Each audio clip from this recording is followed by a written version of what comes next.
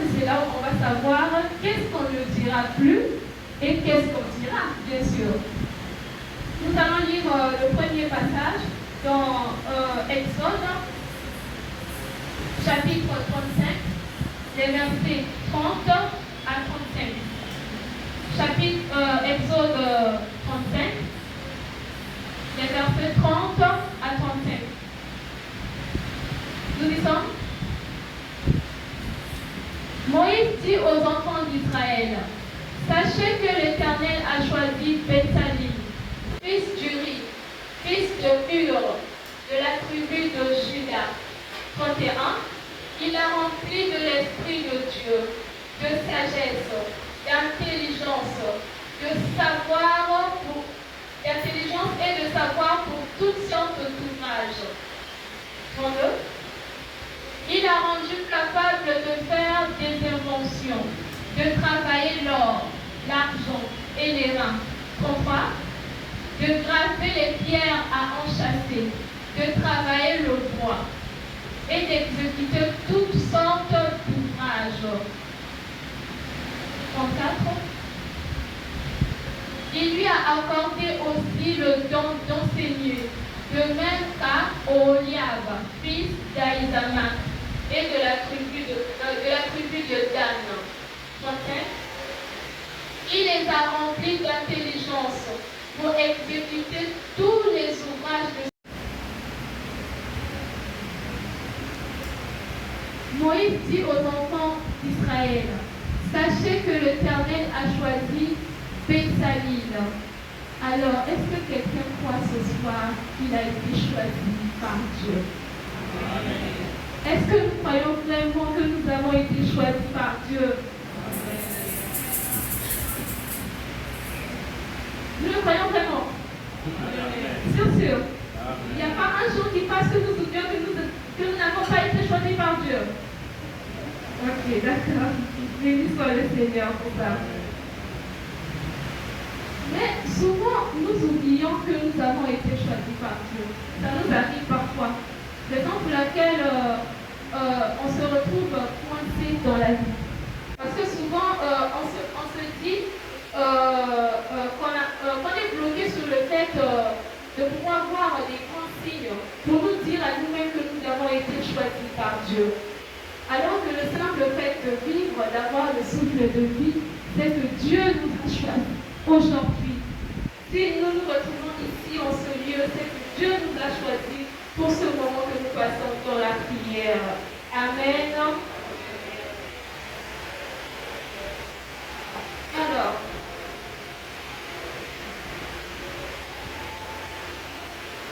Dieu ne choisit pas pour choisir. Amen. S'il nous a choisis, c'est qu'il nous a désirés. Dieu nous a aimés et Dieu nous aime. Il nous a donné chacun une mission, une responsabilité, si petite ou si grande que soit-elle. Il nous a donné la provision qui va avec, qui accompagne cette mission. C'est ce que nous venons de lire dans Exode, le chapitre 35, les versets 30 à 35. Donc Dieu a choisi Béthalel. Il a choisi, il a oint. Il lui a donné une vision et il lui a donné la provision qui va avec cette vision-là. Amen. Amen. De même, nous devons nous dire également, parce que nous doit se dire, j'aimerais également nous poser une question. Qui nous a placés ici sur terre? Qui nous a placés sur terre, pardon? C'est Dieu. On est sûr que c'est Dieu qui nous a placés sur terre. Alors Dieu, en nous plaçant sur terre, il avait une mission pour chacun de nous. Il avait une mission sur chacun de nous. Et quand nous arrivons ici sur terre, nous nous rendons compte et Dieu nous a même dit que le monde se trouve sous le contrôle du diable. Le diable, il est très jaloux de nous. Le diable ne veut pas que nous puissions faire ce qui plaît à Dieu. Le diable n'aime pas quand Dieu est content de nous. Alors il est là à tout moment en train de nous détourner du droit chemin.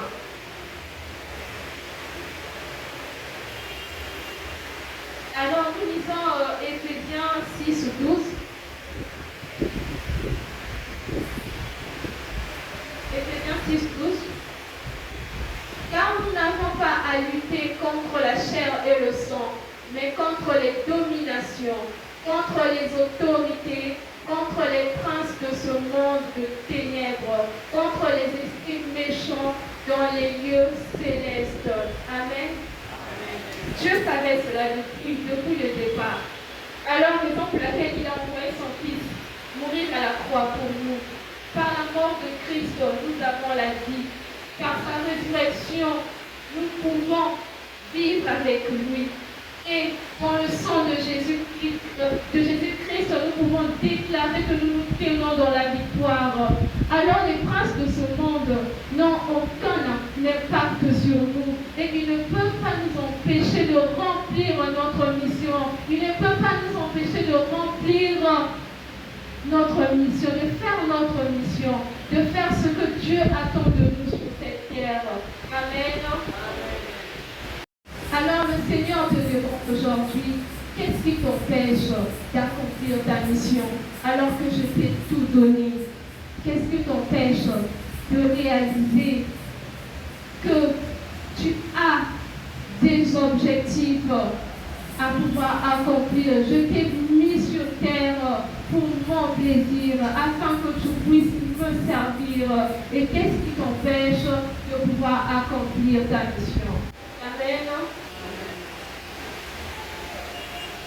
Nous prenons Jérémie 31.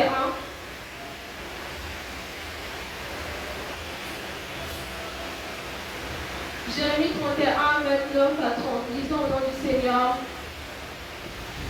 En ces jours-là, on ne dira plus, les pères ont mangé des raisins verts et les dents des enfants en ont été agacées. Mais chacun mourra pour sa propre iniquité. Tout homme qui mangera des raisins verts, ses dents en seront agacées. On va repartir toujours sur Jérémie. Jérémie chapitre 1,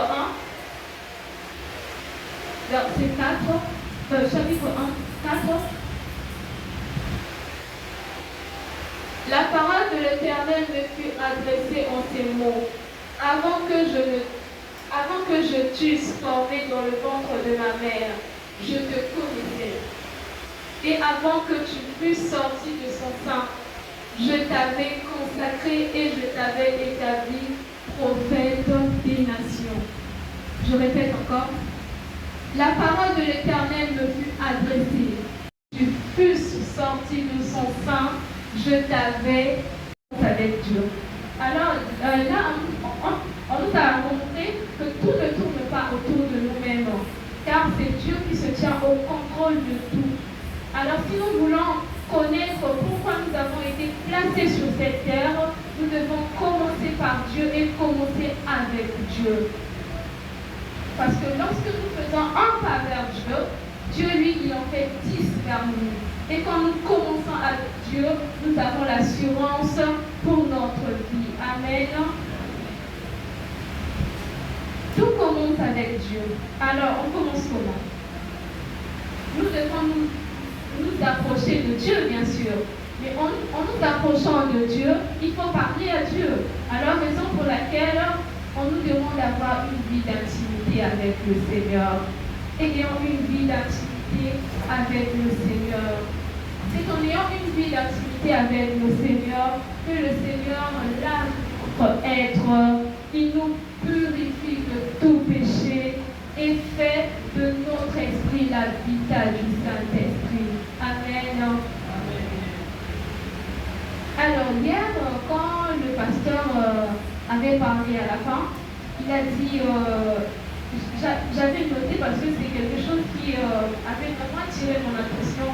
Il avait dit, le Saint-Esprit qui sait agir en nous, il est celui-ci qui nous oriente dans notre marche avec le Seigneur. Amen. Alors, raison pour laquelle je nous invite, surtout nous les jeunes,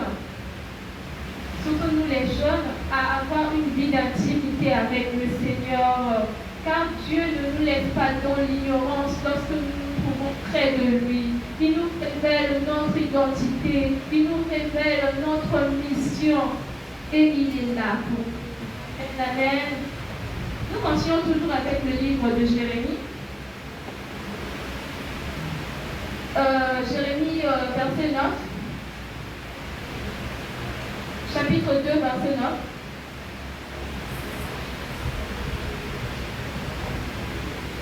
Puis l'Éternel étendit sa main et toucha ma bouche, et l'Éternel me dit, voici, je mets mes paroles dans ta bouche.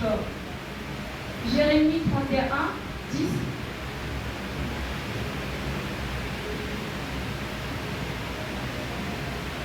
Bon, qui ont eu mal au don, 30. Chacun mourra en raison de sa faute. Quand un homme mangera ses raisins verts, il aura lui-même mal au don.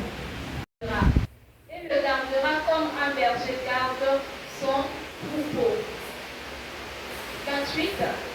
De même que j'ai veillé sur eux pour arracher, démolir, ruiner, détruire et faire du mal, de même je veillerai sur eux pour construire et pour planter, déclare l'Éternel. Amen.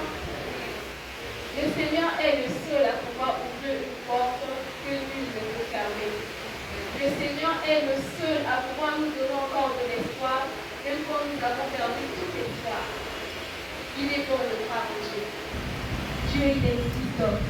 Dieu, il nous a choisis. Dieu, il nous aime. Et Dieu nous veut encore. Dieu nous appelle encore en ce jour. Amen. Amen.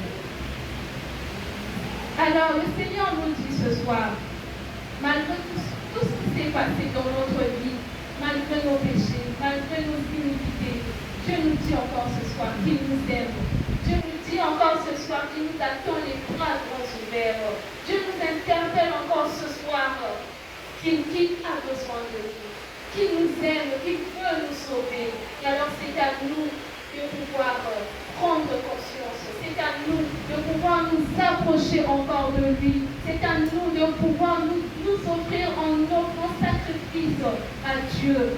C'est à nous de pouvoir faire de notre corps le temple de l'Esprit. Parce que Dieu, il aime vivre dans la sainteté. Et Dieu, pour vivre en nous, c'est nous qui devons créer l'atmosphère parfaite dans notre vie afin que Dieu puisse l'élever. Bien évidemment avec l'aide du Saint-Esprit, parce qu'à seul, on ne peut pas arriver. Amen. Amen.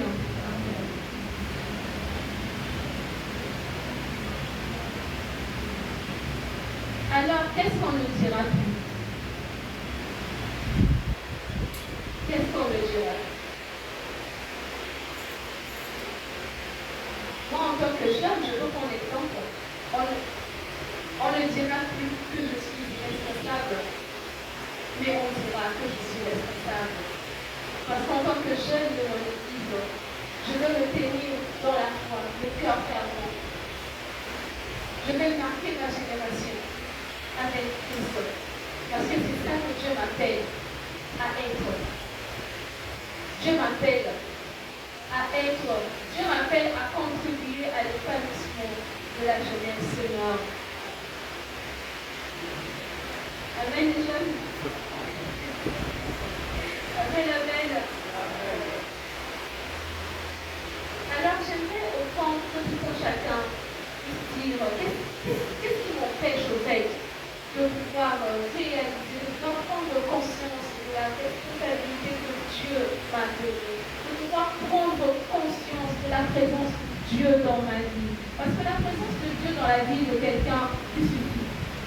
Quand Dieu est là, il nous suffit. Parce que Dieu seul sait comment placer chaque chose en ordre, chaque chose à sa place dans notre vie. Une fois que nous donnons à Dieu la place de choix dans notre vie, lui, il nous prend en charge. Dieu nous prend en charge ce soir. Alors Dieu te dit aujourd'hui qu'il te prend en charge.